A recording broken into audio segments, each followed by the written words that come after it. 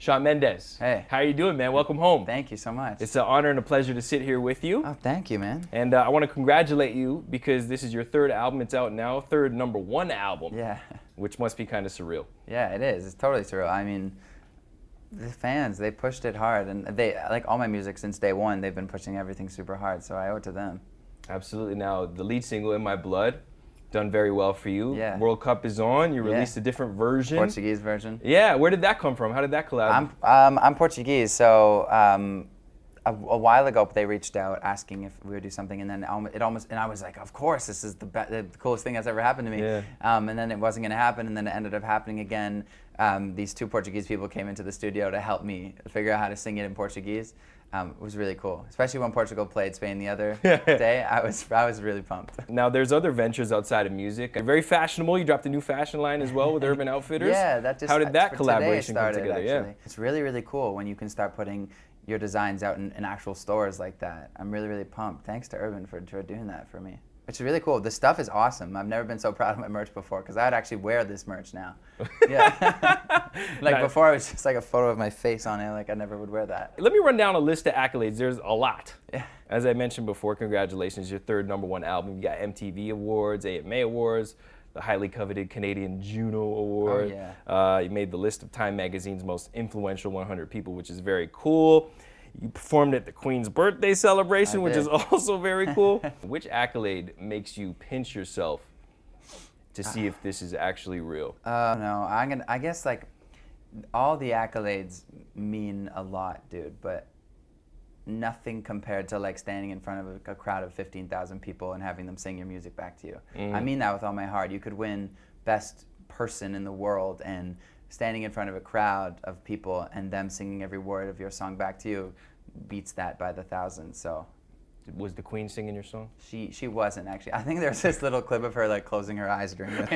I'm kidding. No, but that didn't go viral yet. That was really fun though. I'm not putting down all the accolades. The accolades are incredible, and Time 100 list was an absolute honor, and these incredible things that are happening. I'm just saying, compared to just people singing music back to you, they're two different things, you know. The Queen's birthday was fun, though. There are two Canadian acts. Well, there's more than two Canadian acts absolutely dominating the music industry, but I kind of break them down into generation. There's my generation, which would be like The Weeknd and Drake. There's generations ahead of us, and there's generations from your Bryan current Adams. class. Yeah. Yeah. Now, at the top of the generation in your class, I would say yourself and Alessia Cara are there. She dropped a brand new track on Friday, which is great if you haven't heard it. Yeah, I suggest you check it out. I've heard it. Okay, sweet. Yeah. Shouts out to Alessia. Yeah. When is the collab coming? I feel like you guys Alessia would make and I? the perfect collaboration. Like, I've never been in the same place as her for longer than like 4 hours. oh, okay. So you guys have met, just never. Oh yeah, we're really good friends. We talk right. a lot, and yeah, it's really hard because she's moving all over the place and I'm moving all over the place. But one day, if anything, we'll have to just write together because she's a great writer. You got a lot of festivals Yeah. pretty much throughout the entire summer leading into late this year. When you do shows like this, more intimate and private, do you try and experiment? Yeah, I mean, it's different. It's a whole different thing because I think the battle when you're playing big venues is getting that intimacy, and then sometimes when you're in smaller venues, it's like it feels like you're standing right beside the person. You can take your in-ears out. You can hear yourself through the speakers, and it's like this whole different thing. It's definitely sometimes a little bit more electric in a smaller venue. If you have it your way, what does the next 5 years look like for you? I just want to I want to be back here next year talking about how I have a new album, and then the year after talking about how I have a new album, and hopefully every year. All #1s, by the way. Yeah, exactly. Yeah.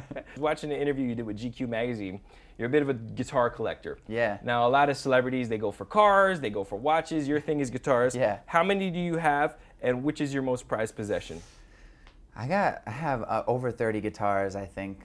I got given a guitar from John Mayer when I was 17. It was like your idol growing up. Yeah, and it was right when I first started playing electric guitar, and I just met him. We were talking about electric guitars, and he goes, "Oh, what hotel are you staying at?" I told him, and he's like, "Oh, there's something there waiting for you." And I got back to the hotel, and he gave me his signature guitar. Wow. I'll take a little note. Here, this one's good for you. Oh, that's great. Yeah, that's really great. Cool. Well, Shawn, thank you so much. No Welcome problem, back to the city. Kill it appreciate tonight. it, yeah. Shout out Pine Ridge one time for me. Pine Ridge.